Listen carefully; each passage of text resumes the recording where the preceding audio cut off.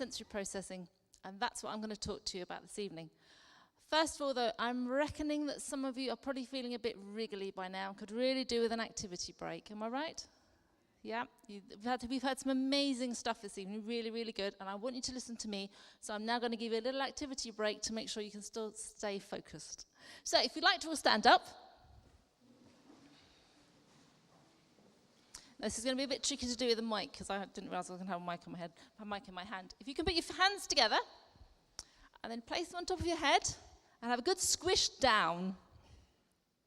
Good squish down. Well done. Brilliant. Okay, hands off. You don't have to do this bit, but it will help, trust me. Can you jump up and down on the spot 5 times? Fabulous. Well done. Can you now stretch up to the ceiling as high as you possibly can, preferably without clowning the person next to you? Fantastic. Okay. And can you now put your hands together as if you're going to pray? Stick your elbows out without getting your next door neighbour and push as hard as you can. A really good push. Fantastic. And have a seat.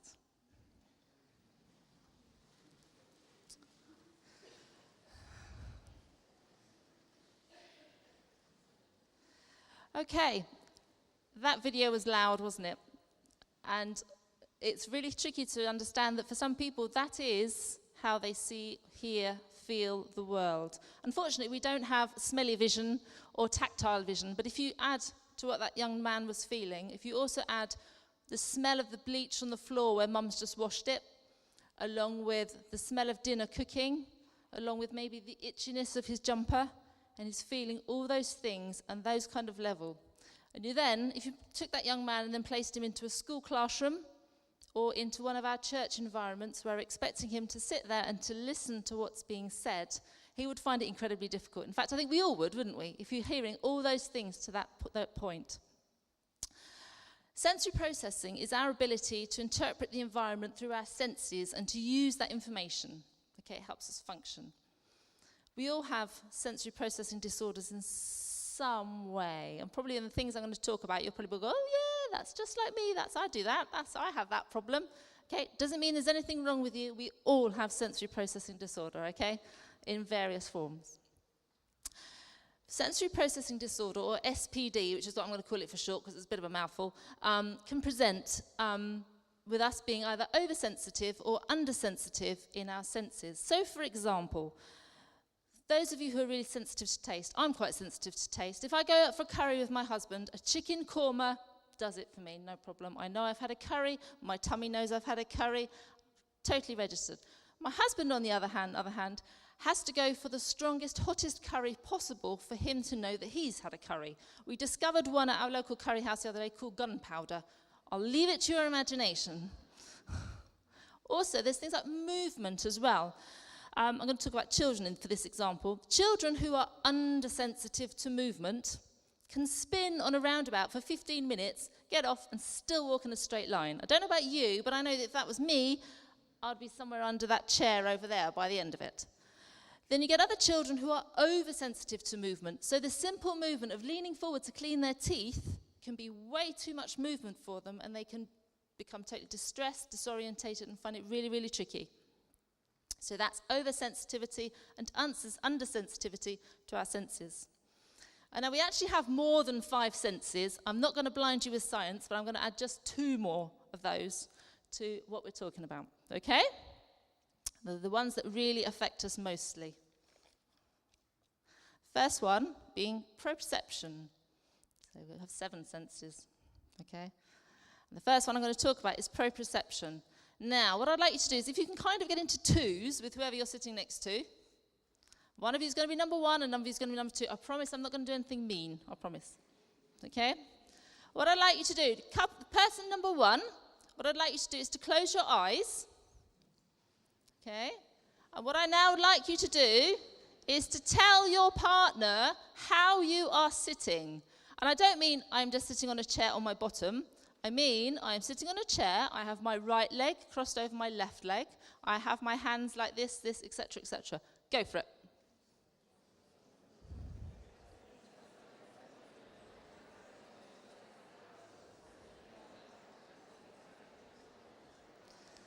Okay, when they've got it right, you can switch over, swap over.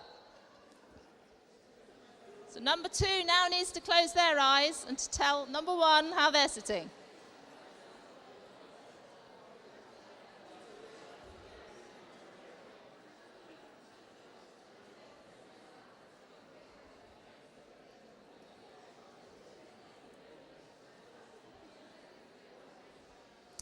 Okay, well done. Okay, how many of you found that easy? Good. How many of you found it really hard? How many of you had to think about it? Yeah. Right, that's brilliant. That means all your proprioception is working well, which is fantastic. And our proprioception is when the receptors in our joints tell our brains what position we're in. Poor proprioception can lead to an awful lot of problems, and they are our bumpers and jumpers children when they have proprioceptive difficulties. And it can be the kind of thing like, you know those awful plastic cups you get with a drinking fountain? Children or young people with proprioceptive difficulties will either grip it so tightly that it gets squashed, or they will grip it so lightly that it will just slip through their fingers. And that's because they don't know what position or how much strength they're putting through their joints and through their hand, because their brain isn't getting those messages. Another example of that is poor posture. Sitting on a chair in the class or in Sunday school room or whatever, half on and half off, and having absolutely no idea, unless they actually look, to see how they're sitting.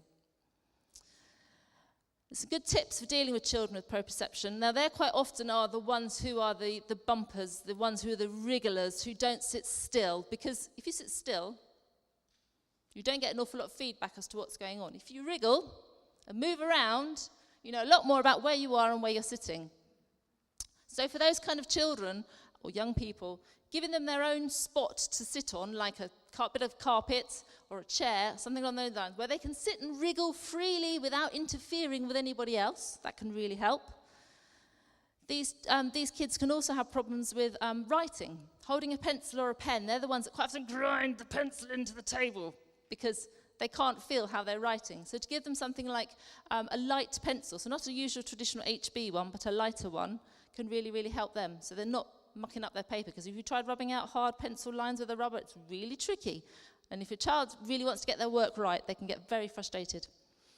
Another thing is that using games in your sessions, or even just jumping. You know how you got up and jumped up and down? That is a really good proprioceptive activity, because it gives your joints loads and loads of feedback as to where you are and what's going on. So to get them to jump from one activity to another can really help. Or just giving them an activity break, like I did with you, jumping up and down, pushing hands together, pushing a hand on top of your head, can really help people and make them aware of where they are. Okay, so that's proprioception. Next one, which is one you won't know about, is vestibular. Now, this time, we go back to your couples, okay? Now, please be careful not to get each other on your head. Now, I'm going to try and do this. I'm going to demonstrate it, so I have to. Okay, so you want one finger on your nose like this, and the other hand out like this. Then what I want you to do is to swap. Fantastic. Now close your eyes and do it. Brilliant. Not bad at all. I saw a few noses being missed, but not bad at all. Now that is your vestibular system kicking in. It's all to do with the liquid and so forth in your ears, and your balance and your awareness of where you are. Okay? People, again, who have poor vestibular skills are quite often the ones who are constantly moving. They're the ones who are literally swinging from the chandeliers, the ones who constantly need activity breaks and movement so that they can focus and concentrate. To the other extreme are the kids who struggle with too much movement, and they are the ones who will be hanging on your arm or hanging off the rail at the side of the stairs when they go up and down the stairs or up and down a curb, because it's too much movement for them and they find it really tricky. So for these kids who really need the movement, the ones who are jumping from the chandeliers, they're the ones who need the activity breaks, much like I gave you. And it might be literally every 5 minutes. Hopefully not that often, but could be. It's useful to give them the option also to opt out. If they get into that point where they really can't sit still any longer, in one of the schools I used to work in, we used to use a red card system, where instead of having to actually say, if I sit here for 1 minute longer, I'm going to explode, We used to let them have a red card that they could give to somebody, and they could then go out and have an activity break. And that used to really, really just give them that option of having control over where they were and what was happening. Also, use of a visual timetable is another really good way of helping kids with vestibular difficulties to know there is an activity break coming up. In a minute, I'm going to be able to get up and move once we've finished what's going on here. And that can really help them as well, just to plan and to know they're going to be getting up and going in a minute. Okay, I'm now going to go on to the senses that you all know about, having stunned you with 2 ones that you may not be so aware of. So children with sensory processing difficulties who have a problem with too much noise, auditory. That was really loud, the video we played for you early on. If some children would find that really, really distressing and uncomfortable because it was just so loud. I found it quite loud, and I'm partially deaf, so there we go. So tips for them would be things like ear defenders. If you've never seen ear defenders before, I've got some over on the sensory zone over there. Also giving the children warning if there's going to be any sudden or unexpected noises, like the fire alarm going off. That kind of thing can really distress and upset children who have issues with auditory defensiveness. And be prepared to support them if there is a sudden loud noise that they're not aware of is going to happen. You can help them in that one too. Okay, and the fourth one I'm going to talk about is visual. Hopefully on your chairs or every other chair, there should be a pair of glasses. Again, you have to be nice to your neighbour and work in twos for this one. Would you like to put them on and see what you can see?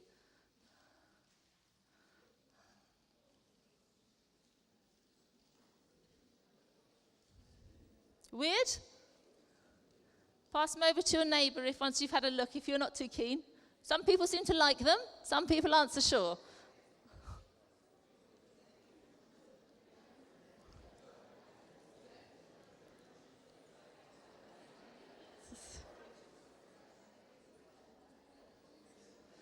A lot of children have problems with the whole visuals thing.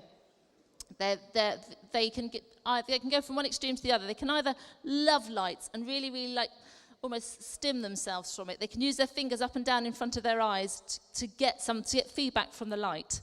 They might watch curtains moving. They may like to watch trees moving through the window, because again, the trees moving backwards and forwards across the light is really stimulating for them, and they find it really, transfixing.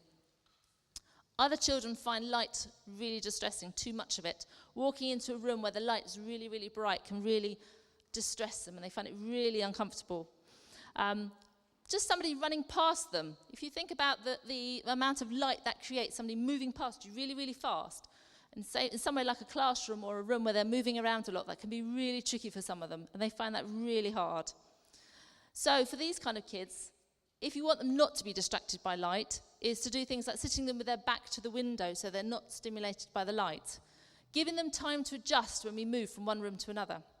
And make sure the lighting is good and none of those really annoying flicking lights. You know where you go into a classroom sometimes and one of the light bulbs is clearly on its way out and it's flickering? That's really distracting for a lot of the children, and they will find that really uncomfortable. Okay, next one is tactile or touch. Some children love to touch certain objects and materials, and they might overly touch something to get the sensation that they need. One of the children I was working with in another school really loved the velvety velour feel. He loved that, really liked it. He had a trampoline lesson, and unfortunately his teacher for his trampolining was wearing those trousers. Unfortunately, the area he went for probably wasn't appropriate in terms of feel, but luckily she totally got him and understood it. But just give you an idea, or they don't, if they see a sensation, they really want to experience it. That's the kind. They don't go for the inhibitions necessarily. Other children can be really, really defensive. Have problems with the labels in the back of their clothes, seams in their socks. I have a daughter who doesn't like seams in her socks, and she won't wear those lovely pretty tights, with the stripes and the flowers, because she finds all the stitching inside really, really uncomfortable, and she won't wear them. Brushing hair, cleaning teeth, certain fabrics or textures, those kind of things. And I'm not just talking about kids. I used to work with a physiotherapist who was a mother of 2, full member in her church, really sensory defensive. She used to cut out all the labels from everything. She wore her hair really short so that the hair didn't tickle the back of her neck. She used to moan about any changes in washing fabric washing powders and stuff because it really made her clothing itch and irritate. And she was, she was a professional, just like, and working and so forth, but she really struggled with it. But she was able to make the adjustments she needed to make. Now, for those kind of kids or for young people, using fiddle toys can really, really help. And I've got a whole load over on my sensory table, so come and have a look afterwards. It's okay for kids to have those because we do it all the time. I was watching some of you while we were listening to some of the other talks. And you're all fiddling with the chicks. Did you find the chicks? They're very fiddle-worthy. I'm really sorry you're not allowed to keep them. We will need to ask you to give them back to us at the end. I know, I'm sorry. But those of you who didn't have them, I noticed there was drumming your fingers on the knees. There was biting nails. Children always do it. They're chewing on the cuffs on their jumpers, those kind of things. It's all your way of helping you concentrate and to work what's going on. And it's fine. It's all right for you to do it while you're listening to me talking. It's okay for the kids and for young people to have fiddle toys as well while they're listening to us in the church. Okay, and then moving on, we've got taste. Get some kids who really seek the strong taste, like I was talking about earlier on with the vindaloo and the gunpowder curry. Some children who really like crunchy foods, some children who like really smooth foods or salty foods.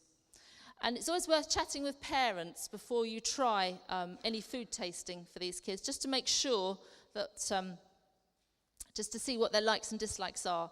You can encourage tasting, but always have some alternatives, just to be on the safe side. And we also have smell. Some children really seek out smells. I had one child who loved banana skins, but I mean like overripe bananas. I don't know about you, but I find that really turns my stomach. And one day he actually spent the afternoon going around the classroom because he could smell an overripe banana, and he was going around trying to find it because he could smell it, and he just wanted to, experience it totally. But obviously you've got some children as well who don't like strong smells. So for them it's worth, and it's very distracting for them because they can, it's distressing for them. So it's worth thinking about things like the pens you're using, the glue you're using. I know glue isn't meant to smell, but I bought some cheap and cheerful glue sticks the other day and they definitely had a smell. And again, check the bins as well, particularly for banana skins. Okay. So children, young people, grown-ups who have SPD, the world is quite an annoying, irritating place. And being expected to sit sometimes in our church environments, be it in the actual church itself, be it in Sunday school, in somebody's house having pizza as a youth club, whatever, they can find it really, really hard. We can't cure SPD, but if we can understand it a little bit, we can understand the child that we're working with and sometimes some of the behaviours and things that can result from it. If they don't have the means to deal with the uncomfortableness, the irritableness they're feeling, that's when behaviour can deteriorate. And if we can help them with it, if we can make sure all our church environments are as calm, comfortable and stress-free for them, they're in such a much better place to remain calm and focused, even just briefly, to hear about the Jesus we want to tell them about, the Jesus who loves them and accepts them. Despite all their wriggleness and niggleness, he still loves them and he wants to know them, but they just need to be able to be in a place where they can hear about it. Thank you. Hi everyone, I'm Beth Lowe. And I'm Sophie Oliver. And we're both speech and language therapists. Okay, so we're going to talk tonight about communication difficulties in the church. So first of all, what is communication? So communication is saying what you want to be able to say. So expressing your thoughts, your ideas, your opinions. But it's actually more than this. So it's understanding what people are telling you. And it relies heavily on underlying skills, like remembering what somebody's told you, paying attention to what somebody said, and also knowing how to say something in an appropriate way for the person that you're talking to or the situation that you're in. Okay, so speech and language difficulties cover a number of areas. If you could change the slide, that would be great. Thank you. And it's difficulties with these areas. So difficulties expressing what you want to say. So having an idea, but not being able to communicate that. And also difficulties understanding what people are telling you. And these communication difficulties are often associated with conditions such as Down syndrome, autism, cerebral palsy, learning difficulties. And you all may know of somebody who has one of these conditions. But just like there, you can see on the slide before, you can see just the tip of the iceberg. Often, with people with these conditions, their communication difficulties are quite obvious. But we also have communication difficulties that are hidden as well. So just like underneath the iceberg, there's a whole huge hidden part. So it's not necessarily obvious at first that someone might have communication problems, but they have significant difficulties understanding what people are telling them and communicating what they want to say. And because of this, interacting socially, because our ability to be able to function socially depends on our ability to understand and use language well. Okay, so we're now going to watch a short video of a boy called Seb.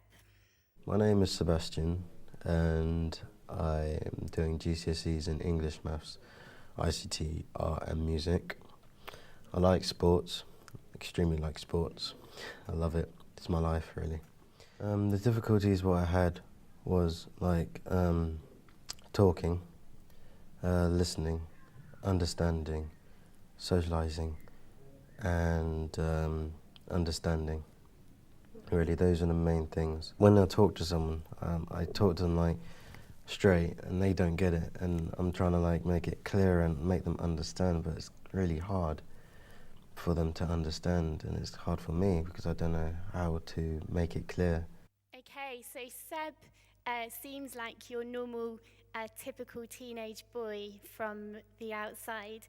But actually, Seb fits into this hidden part of the iceberg. So it's not obvious when you first meet him, but he has severe difficulties understanding and processing what people are telling him and expressing his ideas too. And you might have noticed there that he has some good social strategies that mask the difficulties that he has, but he said that actually he feels very frustrated and anxious inside. And 1 in 15 people have hidden language difficulties. So in a congregation of 100 people, 6 or 7 people are likely to have difficulties. We're going to talk a little bit about what these look like, but we're first of all going to hear something from the Bible that will help us with this. Akaingia Kapernaumu tena baada ya siku kadha wa kadha, ikasikiwa ya kwamba yupo nyumbani.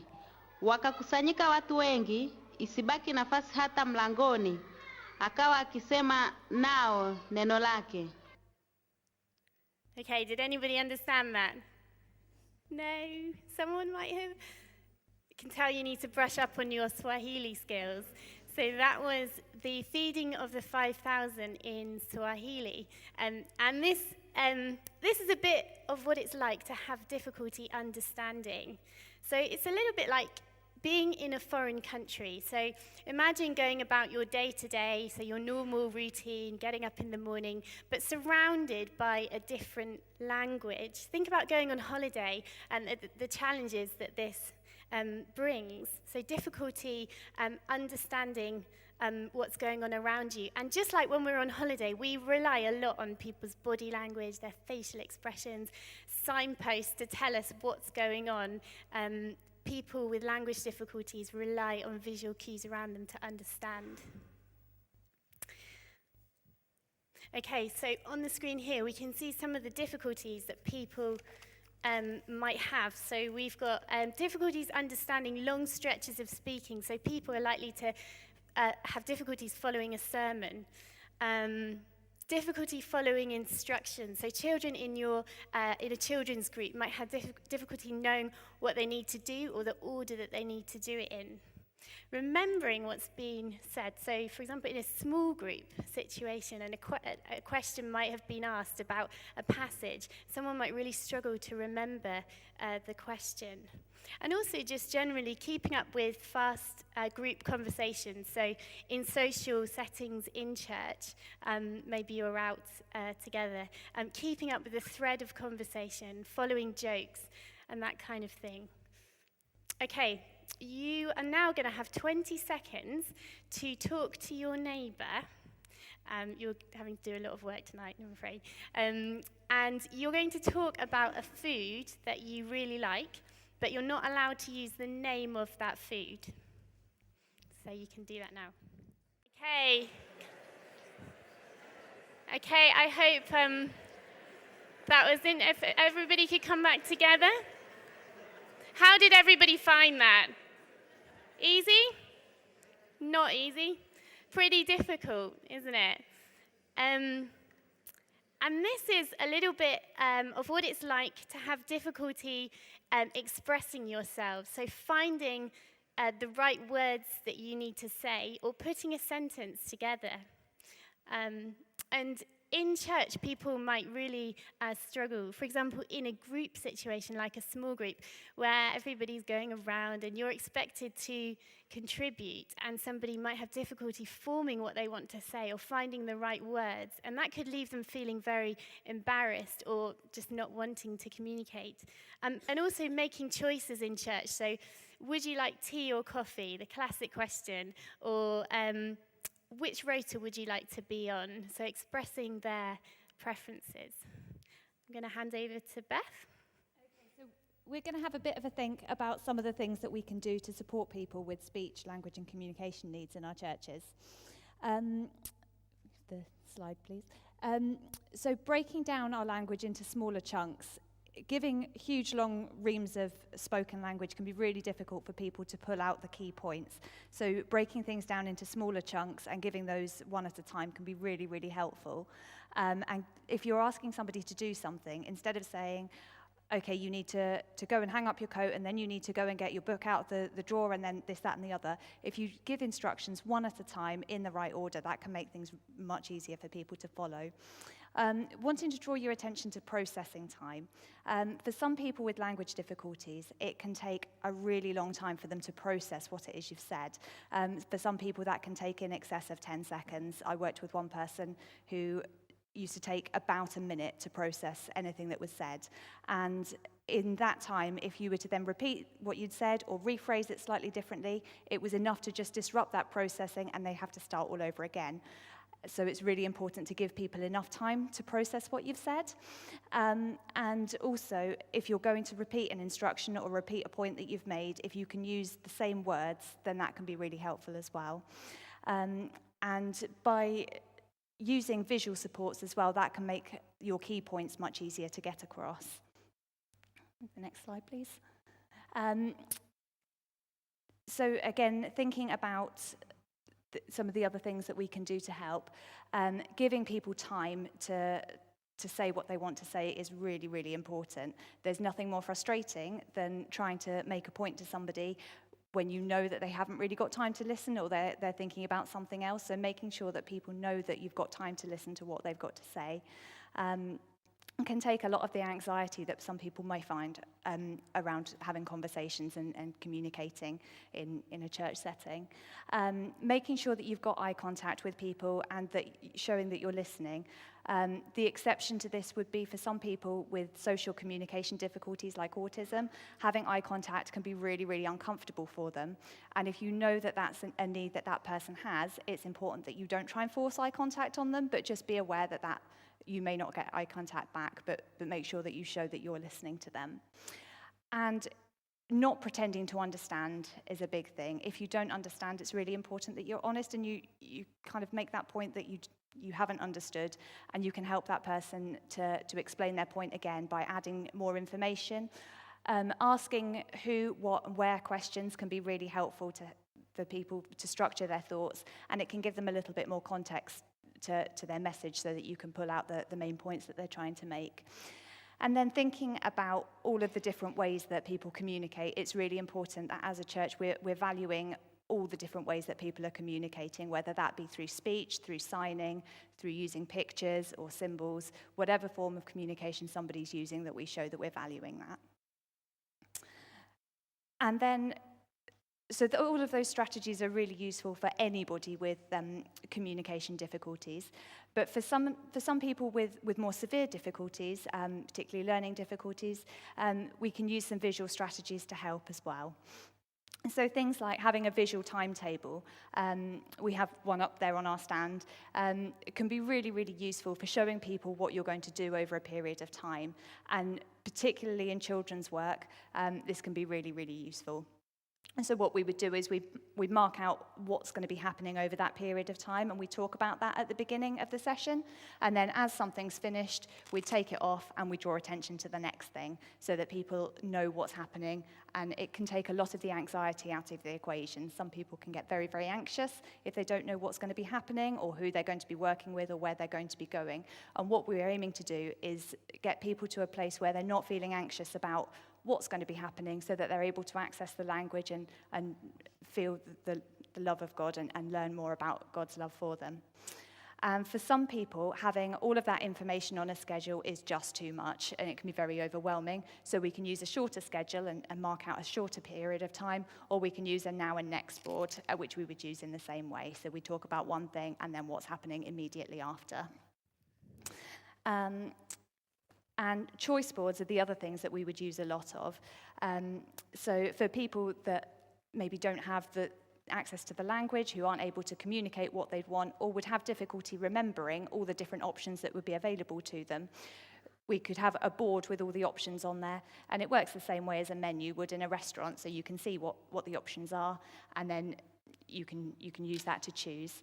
And what we'd normally expect for some people to do is either point to the symbol or the picture that they'd want, or they might take it off and hand it over to an adult to ask for things that they want. And we can use these a lot in children's work and things like that. For some people, actually taking a symbol or taking something from a board or pointing to something because of their physical needs that they may have can be too difficult. So we can use other things like eye pointing. So you would have all of your options on something like this with a hole cut out of the middle, and you can use just a normal bit of cardboard, and then you can see where somebody's looking so that you can work out what it is that they want to use. And we'll have lots of tools and things like that on our stand if you want to come and have a look or a chat about how to use any of those. Some of the other things that we might be recommending would be having lots of visual supports in sermons as well, because when you've got a talk or something that's very language heavy, it can be quite difficult for people with language difficulties to understand and remember all of those key points. So making sure that things like there's pictures or visual supports and key points on the PowerPoint, and making sure they're really clear and uncluttered can be really helpful. And summarizing the main points and repeating those at the end just to round things up can be really helpful as well. The other point that I wanted to bring up was around non-literal language like sarcasm and humor. For some people, particularly people with autism, that can be really, really hard for them to understand. So it's fine if you want to use those things, but it's really important then to follow that up and to say what you actually mean, because people with social communication difficulties and autism can find that really difficult, and we want to make sure that they're understanding the messages that we're communicating. Thank you. Thank you.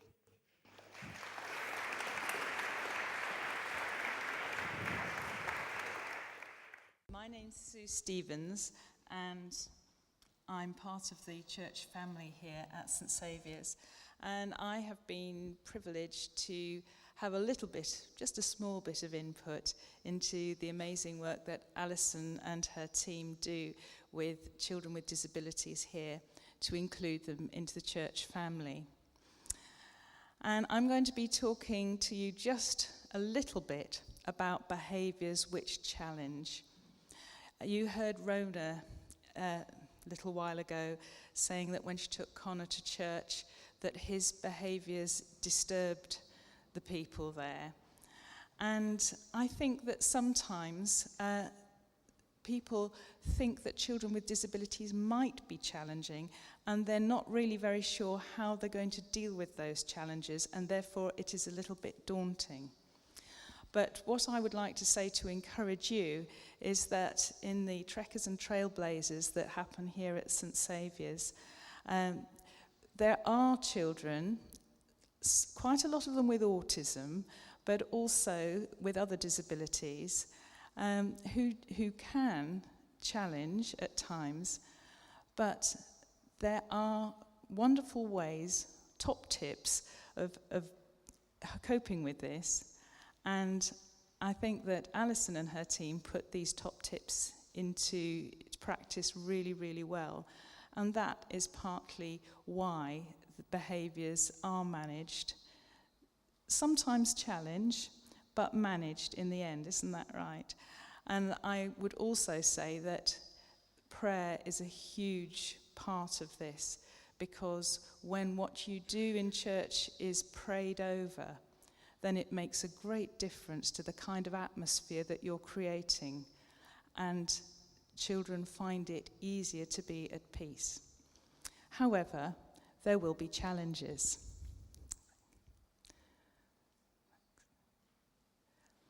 So, what I'm going to give are just a few little tips, I hope, that might help you to be encouraged that we can do things to help with challenging behaviour.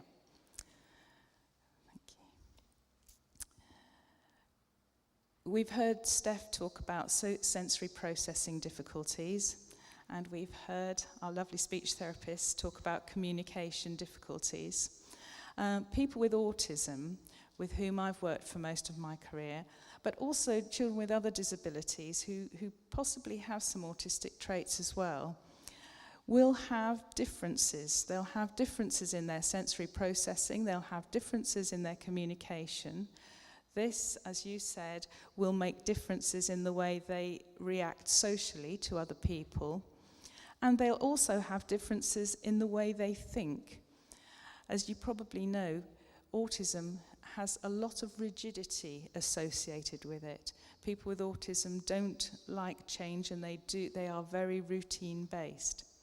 Now, if you have all those challenges going on, what that does is it makes you very confused, and it makes you very anxious. People with disabilities are usually more anxious than we are for most of the time. Their anxiety level is higher, and therefore they are constantly nearer a meltdown zone. I'm going to introduce you to Harry, who doesn't actually exist. He's fictitious, but he is typical of a lot of young people that we come across with disabilities, and particularly perhaps autism. And it's Sunday, and Harry has woken up, and it's not a school day when he sort of knows what's going to go on a school day. And Mum says we're going to go to church today. Harry knows that that actually involves quite a lot of effort for him. And actually, church is probably not his favourite thing to do on a Sunday morning. He'd probably prefer to be in front of the television watching his favourite video. So, Harry is starting to become a little bit worried. And he's even more worried when Mum says, "You're going to wear this today, Harry."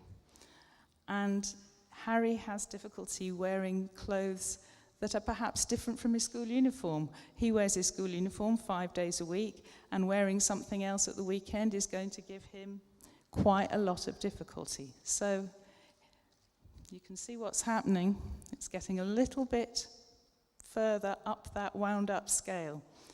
Then it's time to get in the car. And his brother has decided that he would like to listen to One Direction in the car. Harry hates One Direction. In fact, Harry hates listening to anything in the car except his Bob the Builder CD that he could play. Well, things are getting a little bit more stressful. And on the way to church, there are traffic lights because the road works. And so we've had to drive around in another way, had to go in a different direction. Things are getting really more stressful. And then we get to church, and loads of people are going in church. And there's a welcome person, a really nice welcoming person on the door. But that welcoming person is saying to Harry, "Hi, Harry, how are you today? Haven't seen you for a long time. How are you doing?" Harry doesn't want anybody speaking to him at that point. A smile would have been just okay. So I'm not going to carry on with this, but you get the idea.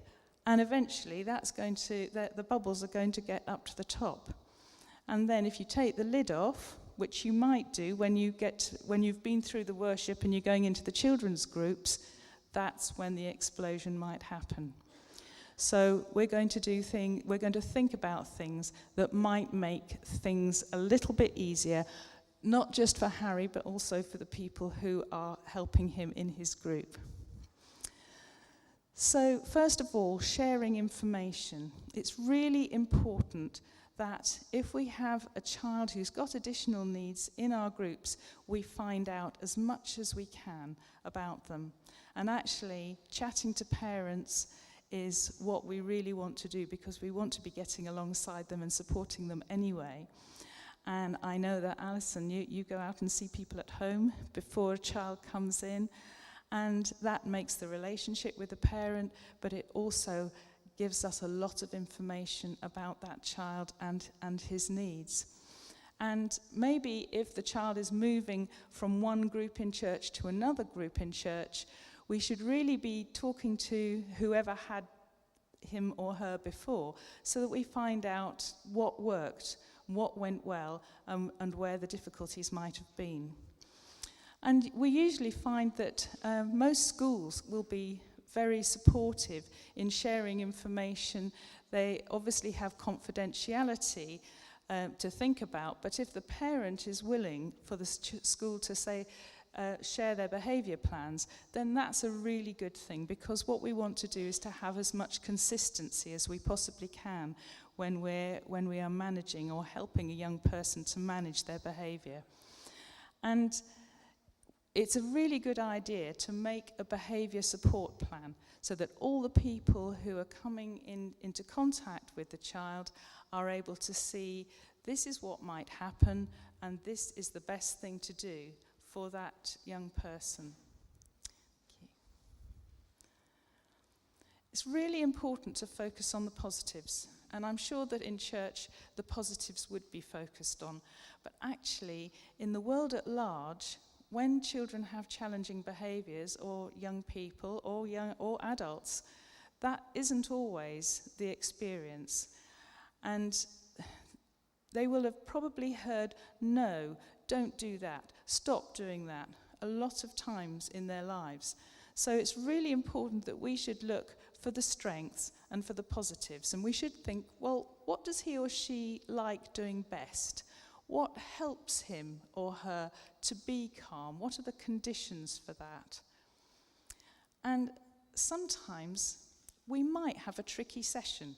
We might have a time when things haven't gone as well as we'd like them to go. But then we have to be really, really tight in our thinking and think to ourselves, there must have been one good bit today. We will find it, we will think about it, and we will celebrate it. Whatever happens, we will do that. And when we talk to a parent or carer who's coming to collect our young person, and it's been a tricky time, we're obviously not in the business of telling any lies about things. We're going to be truthful. But if we have to deliver something that's tricky, then let's deliver something that's positive as well, and not just focus on the negative. I think that I don't need to go much about on this slide, because you have really dealt with it really, really well. But it is important to get our communication right. And for each child, their communication needs will be slightly different. And although this does require a bit of effort, it's really important to get the communication right. And as you've just said, the visuals are the way in. In fact, I think we're all visual learners. Doesn't it help you to have this stuff up on the screen? It always helps me. And one thing I am just going to show you, it's not quite time to count down with mine, but this is a visual countdown. And sometimes getting to the end of an activity or changing the place that you're in is a really difficult thing. So having just this countdown like this, I can't really do it very well with the microphone, but you get the idea. You don't even have to say anything. I find this works very, very well in mainstream school with children in Key Stage 1, with reception children. It's amazing how they suddenly focus on this as it goes over. Really, it works. It's a good thing. Thank you. And then we know that social interaction, relating to other people, relating to other children, can be a problem. So it's well worth thinking about these things. Where is that child or young person going to be sitting or standing? If they're going to be working in a group, look at the group. See where they're going to be. It's going to be the best fit for them. And levels of support as well. One of the things that is so great here in the work that Alison and her team do is that they have wonderful supporters. And in the Holiday Club, there is one-to-one support, isn't there? It does make a great difference to have that support. But also, we do have to think about the fact that we want young people to become independent in our groups as well. So supporters have to be really sensitive, and we don't want to support when we don't need to support, but having the support there is really good. And if you're, especially in the teenage years, if you're going to be playing games, it's very important to think about what a game involves, because nearly all the games that we do with young people involve some element of social interaction and social understanding. So if you're going to organise a game and you've got a special child there, it's really important to think, will he or she understand this game? Will they get it? And if not, what can we do to help explain it and make it easier for them? And what we know particularly about children and young people with autism is that they do have some differences in their interests and information processing. And you will probably have come across people on the autistic spectrum, and actually perhaps not on the autistic spectrum, who are very, very keen on a particular subject. And they will talk about it or be involved with it, sometimes until you've had quite enough of it. But it is a wonderful thing to be able to use these special interests. They're very, very motivating. So if you can, I know the Bible doesn't necessarily lend itself to being explained through Minecraft, but on the other hand, we can be very creative about the application of the Bible and think about using special interests in that way. And it's really important, I think, that people who are supporting special children don't feel they failed if that child or young person doesn't, on this occasion, engage with either the worship or the story. And I think that is important, because it is important for supporters, because you don't want them to go home feeling that they haven't done a good job with that person. There will be some days when people with additional needs are just not able to engage. And it doesn't matter. As long as they come to church and they feel loved and valued, they have actually experienced God's love in that way. So if they don't engage, it's not the end of the world. And that bullet point at the end says, don't push it. Because if you do push it, then that is the time when you might be likely to have some challenging behaviour. Thank you. I don't think I need to say anything more about sensory issues because Steph has covered it very, very well indeed.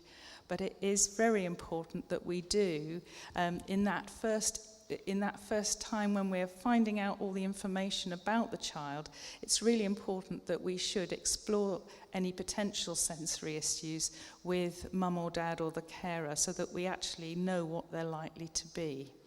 And we can make any changes necessary. And Steph said this, if the child or young person or young adult needs to be in a separate space, then that's okay. It's fine. We shouldn't be always trying to encourage them to come back and be near other people. They might just need not to be. There may be a difficult moment. There may be a sort of meltdown moment when the child or the young person has just lost control and it's looking pretty difficult. First thing to do is to make sure that everybody's safe. We're not going to move a child or young person when they're in that very distressed state, so we might even have to move other people out of the way at that stage. It's really important for a distressed child or young person that you don't speak to them and give them a lot of language when they're in that distressed state. Cut the language. Don't say anything, perhaps a word, move over here, very short phrase, but don't say, oh, now come on, do calm down now, come on now, just get calmed down and then you're going to feel much better. That language is going to wind the person up and make them feel even more uncomfortable. So give them space and time. And remember that we are never trained in church to restrain. We shouldn't be putting our arms round young people or moving them around. The only time we can do that is when it's a really dangerous situation. So it's important that we shouldn't be trying to physically move anybody around. It can hurt them and it can hurt us as well, so we just shouldn't be doing it. Always maintain a calm demeanour, even if you're not feeling calm, because it can be a little daunting if there's a meltdown situation, but the child needs to feel safe, and they will only feel safe if you are appearing to be calm and in control. They need you to be in control. And just waiting, even if it's for the whole session, if this is time to calm, don't worry about it. Don't think, oh gosh, they should be in the teaching session. If they need to be on their own, then just let them be on their own. And you just wait quietly with them. And what you can do in that moment when you're waiting is you can pray. It's a good time to pray. You can bless that child. You can pray for their family. And just pray God's peace over the child. And just wait. And calming will happen. It will happen. It does happen in the end, doesn't it? It happens. Thank you. And we need to support one another. We need to support the family and use our knowledge of the child and or the young person to brainstorm. If something hasn't worked, then we get together and we talk about it and we think, okay, we talk about what we're going to do next. We're creative. The more you know the child, the more you'll be able to work out strategies to keep their behaviour calm. And you can always seek further specialised advice, because parents and carers will have people who are supporting them in other roles, and very often those people are willing to give you advice and ideas about how to keep those behaviours calm and how to help the young people manage them as well. And finally, celebrate. We're here in church to celebrate that child and that young person. And if that whole ethos, that whole feeling is positive, then actually that will communicate itself to children and young people. And that is why I believe in this environment The challenging behaviour never gets to the point where it is so difficult that we can't manage it. It's because there is such an atmosphere of positivity and such an atmosphere of celebration for that child. Because being appreciated and celebrated just enhances self-esteem. And the more self-esteem is enhanced, the more likely it is that behaviours are going to be managed. And celebrate the fact that they can come into God's presence, and when they're here in church with us, they are experiencing his love, which of course is what we want.